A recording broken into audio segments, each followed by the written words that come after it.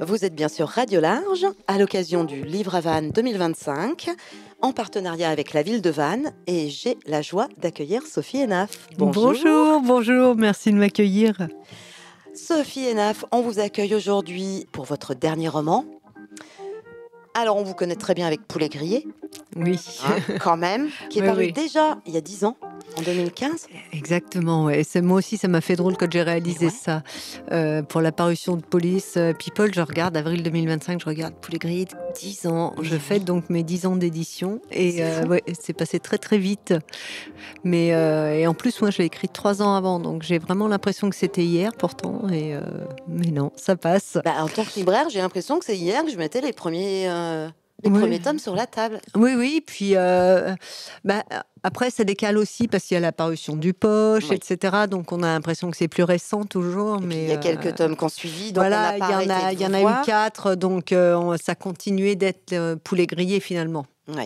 Oui, et puis il a quand même reçu le prix Arsène Lupin, le prix Polar en série, le prix des lecteurs du livre de poche. Du livre de poche, ça c'est un chouette prix. Le prix des lecteurs du livre de poche, c'est sympa. Autant vous dire qu'en librairie, il y en a eu des piles et des piles, et ça continue encore, pour notre plus grand bonheur. Avant de démarrer, je vous laisse nous faire le petit pitch de Police People. De Police People. Alors, Police People, suit une brigade, essentiellement constituée de sa commandante Cathy Martini, qui ne s'occupe que des enquêtes liées aux célébrités, qu'elles soient victimes ou coupables. C'est elle qui gère ces affaires un peu pointues.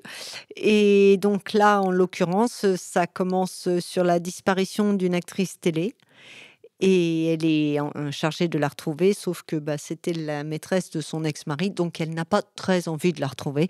Et soyons clairs. Voilà, exactement. Et on lui adjoint, pour la motiver un petit peu, un jeune brigadier foufou qui, lui, est très très fan de tout ce qui est people, célébrité et tout. Il est trop content. Titan Payot.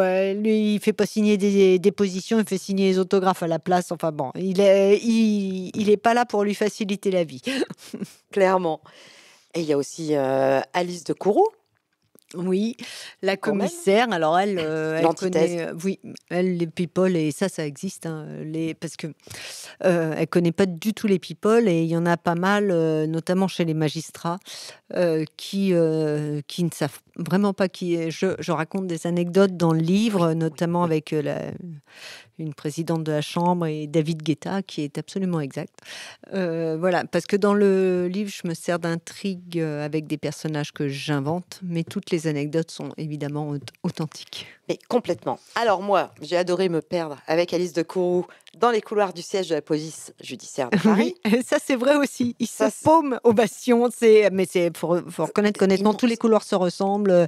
Ça n'est qu'à angle droit et tout. C'est vraiment très dur de se repérer. Et à chaque fois que j'y suis allée avec des policiers, à chaque fois ils se sont paumés, y compris le directeur. Merveilleux. Enfin, le sous-directeur. Et du coup, honnêtement, je fais partie des personnes où la vie des stars, c'est pas mon truc du tout. Je sais que je suis un peu décalée avec tout ce qui se passe maintenant, mais bon, où tout le monde sait tout sur tout le monde. Il y a beaucoup de gens qui s'en moquent. Ouais, quand même. Oui, le people, c'est vraiment quelque chose de particulier. Mais quand vous c'est en un parlez, sujet riche, justement, avec effectivement des anecdotes réelles. Oui. Où j'avoue. Du coup, j'ai posé le livre, je suis allée voir sur Internet. Alors, il s'est fait ligoter comme un saucisson, lui. Et j'ai vu que, en fait, c'était des vraies anecdotes. Et j'ai dit, mais c'est génial. Et du coup, je suis repartie dedans à fond.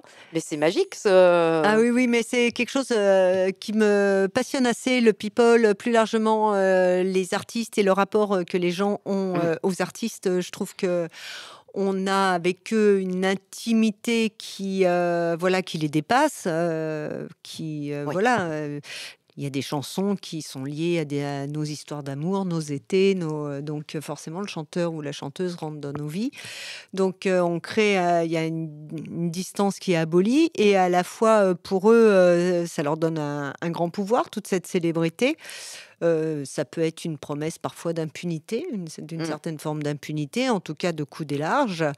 On le voit dans ce roman. Voilà, on le voit dans ce roman, mais c'est il y a un contraste, c'est-à-dire qu'ils ont à la fois une impunité et une cible au milieu du front parce que tout le monde les connaît alors qu'ils ne connaissent pas tout le monde. Ouais. C'est-à-dire qu'ils sont en pleine lumière et ils ne voient pas qui les surveille dans l'ombre. Ouais. Donc, à partir de là, en termes de policiers, c'est assez riche quand même.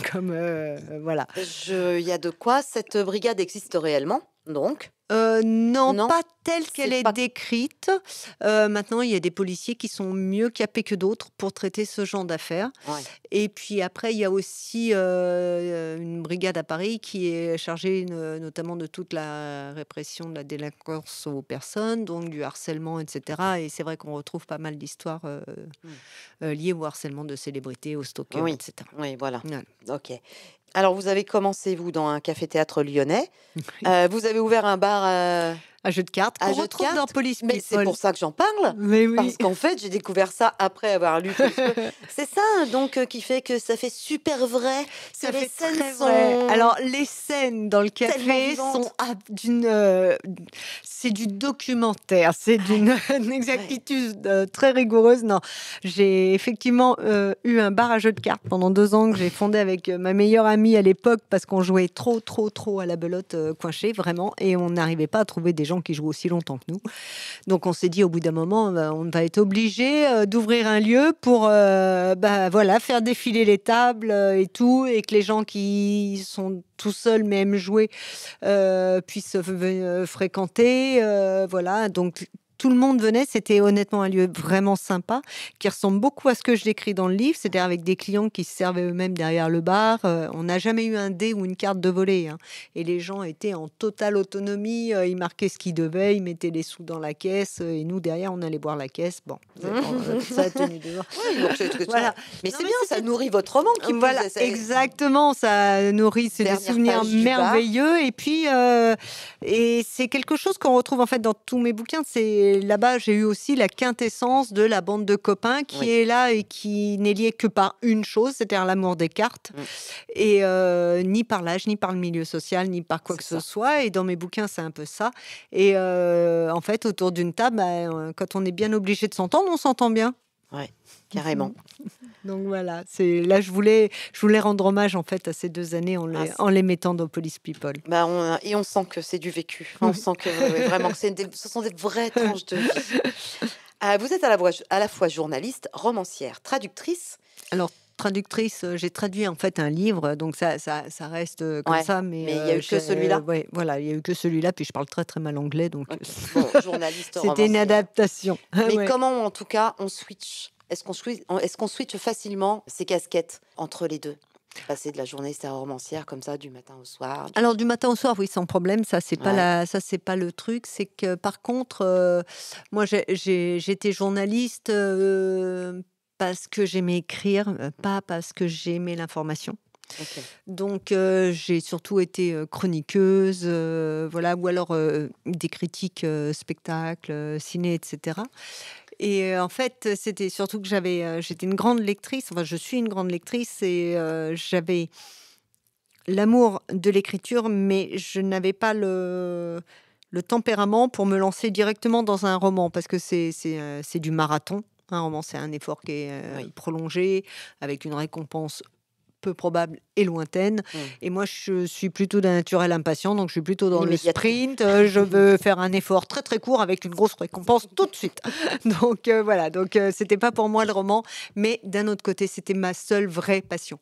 Donc ça vous a rattrapé. Voilà, le moment où j'ai trouvé l'idée de Poulet grillé, je me suis dit là, faut le faire.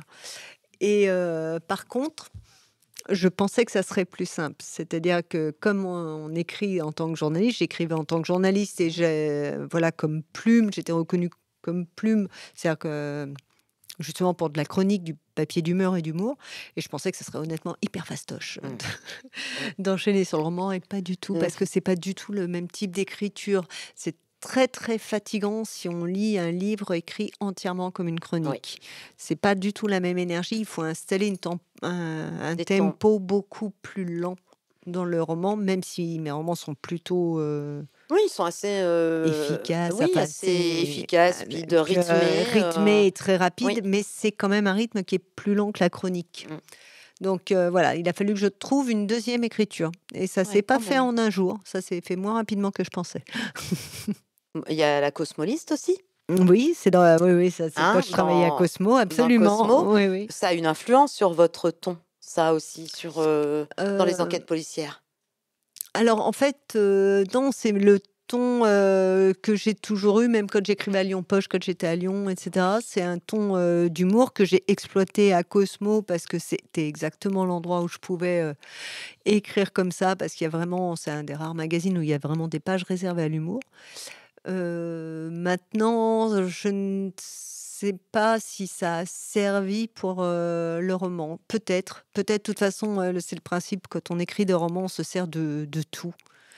Une soirée peut servir, une conversation peut servir, tout sert. Carrément. Et pour Police People, qu'est-ce qui vous a inspiré à la base cette collision entre vraiment vie privée très, très, très médiatisée, l'enquête policière? Comment il y a eu ce déclic? Comment il y a eu cette envie? Alors, je vais vous faire plaisir, mais c'est une idée qui m'est venue à Vannes. Je savais qu'il fallait que je pose cette question. Au salon de Vannes. En fait, je discutais avec des amis et le sujet du harcèlement, des stalkers, etc. est venu sur la table. Et tout d'un coup, j'ai pensé à à ce mélange entre la police et les célébrités. Et je me suis dit, mais c'est exactement ça que j'ai envie de raconter. Okay. Voilà, le mélange entre le futile de la célébrité et la dureté de la police. Mais à la fois, on ne peut pas réduire la célébrité à la futilité parce qu'il y a plein d'autres choses qui se passent. Ni la police à la dureté. Ni la police à la dureté. Donc voilà, ce mélange des genres, je trouvais, était vraiment très riche. Et comme c'est vrai que j'ai une bonne culture people, j'avais déjà, je le savais, beaucoup d'anecdotes à mon service. Voilà, je savais que je pourrais alimenter aussi bien en termes d'intrigue que de... Voilà, c'était pré-nourri en termes de... Bon, à Cosmo, c'est vrai que j'ai eu pas mal de matière. Donc, je savais que j'aurais exactement le matériel qu'il faudrait. Et dans vos précédents romans, Police Poulet Grillé, pardon, l'humour, c'était un antidote aux intrigues sombres. C'est un peu ça, quand même. Oui, c'est... Là, l'univers, il est beaucoup plus médiatique. Est-ce que quelque part, c'est aussi une critique du star system, de son intrusion dans le privé, de toute cette surmédiatisation? Alors, je ne sais pas si c'est une critique ou un constat. Évidemment qu'il y a des choses à critiquer, ça c'est sûr, c'est certain, notamment ce système un peu d'impunité ou de coup des franches. Mais j'ai aussi une vision peut-être un peu nuancée. C'est comme pour tout, il y a des gens qui abusent, d'autres non, qui sont plutôt victimes du truc, qui cherchent juste à être des artistes et faire bien leur métier. Donc je me lance pas dans une critique parce que, comment dire, mes livres ne sont pas là-dessus. J'aime divertir. Oui. J'aime faire réfléchir, bien sûr, mais plus à travers des personnages qui souffrent ou pas, je n'ai pas de livre opinion. C'est pas tellement mon truc. Moi, j'aime divertir. Je suis une lectrice qui aime être divertie et j'aime divertir mes lecteurs. Sophie Hénaf. Donc un rapport avec la Bretagne, évidemment. Mais quel est justement votre rapport à la Bretagne? Alors, mon rapport... Et au Salon du Livre à Vannes, au passage. Alors, le Salon du Livre à Vannes, c'est la deuxième fois que je viens et je l'adore. Je trouve que c'est un salon qui est absolument magnifique. Et après, Vannes, c'est une ville que j'adore, mais j'ai des cousins qui vivent là, j'ai eu des oncles et tantes qui ont vécu là. Moi, mon rapport à la Bretagne, avec un nom pareil, évidemment, j'ai des origines. Hein. Mon grand-père paternel était de Bresse, mes grands-parents maternels étaient de Rennes. Donc, voilà, mes oncles et tantes sont entre La Baule, Vannes, Lorient, Redon. Bon, j'ai vraiment du monde partout, quoi. On l'adopte, c'est bon, on peut l'adopter. C'est bon. Le ton reste vraiment pétillant, bien écrit. C'est absurde. Il y a des moments absurdes qui sont très drôles. C'est super drôle. Moi, c'était une parenthèse enchantée. C'est un petit moment de lecture frais, sympa, qui est vraiment super agréable, où j'ai appris plein de choses sur les people. Merci. Et c'est un moment qui nous fait oublier nos soucis. Mais si on n'en a pas, on passera un super bon moment quand même. Oui, hein, ça n'empêche pas. On a le droit, on peut le prendre sans souci. Mais c'est un vrai vent de fraîcheur qui fait du bien dans ces périodes où, dès qu'on a la télé ou la radio, on entend des catastrophes à longueur de temps. Oui, donc merci. Sophie Neff. Merci pour ces de rien, petits même moments moi, de joie. quand j'écris, ça me permet aussi de respirer quelques moments en surface. C'est aussi le but. Je trouve que c'est une des fonctions du livre. C'est pas l'unique fonction du livre. Il y a plein de fonctions au livre. Mais la fonction, encore une fois, de divertissement, de consolation, de bons moments, de croyance en un reste d'humanité aussi. C'est-à-dire que quand on lit un livre où ça se passe bien, ou même si les personnages ont plein de conflits, il y a des meurtres, ce qu'on veut, etc. Quand on passe un moment de joie, on est fatalement plus joyeux et donc plus agréable avec les gens, etc. Ça s'appelle un cercle vertueux, donc voilà, pourquoi pas. Mais c'est surtout, oui, de permettre une respiration en surface. Le livre, ça permet de se plonger aussi dans une autre vie que la sienne, et c'est vraiment précieux, je trouve. On est bien d'accord. Il y a des types d'écriture, des moments particuliers pour écrire, Alors, des lieux particuliers pour écrire, quand on écrit des choses comme ça. Alors moi, le meilleur moment pour écrire, sincèrement, c'est quand on me fiche la paix. Donc c'est pas si souvent. Voilà, la famille, le boulot, tout ça. Non, j'écris quand je peux, en fait, beaucoup. Après, j'écris pas mal. C'est-à-dire, naturellement, quand j'étais plus jeune, notamment, mon temps d'écriture, ça allait être à partir de 16h jusque le soir, etc. Bon, alors ça, c'est fini. Évidemment, quand on a des enfants, la tranche 16h, 21h, elle est morte. Donc j'écris plutôt le matin maintenant. Ça m'est venu comme ça, et j'apprécie assez d'écrire le matin, comme ça l'après-midi je peux réfléchir à ce que j'ai fait et réfléchir à ce que je vais pouvoir faire pour enchaîner le lendemain. C'est le temps de pause nécessaire pour pas s'embarquer dans une direction qui n'est pas la bonne.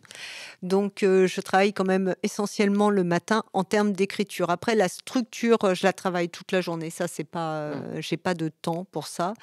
Et ça dépend aussi d'où j'en suis dans mon livre. C'est-à-dire, si je suis dans ce qu'on appelle le premier jet, c'est-à-dire le moment où on écrit l'histoire vraiment à l'ordinateur en essayant d'aller du début à la fin, au moins, voilà, objectif 1, aller jusqu'à la fin.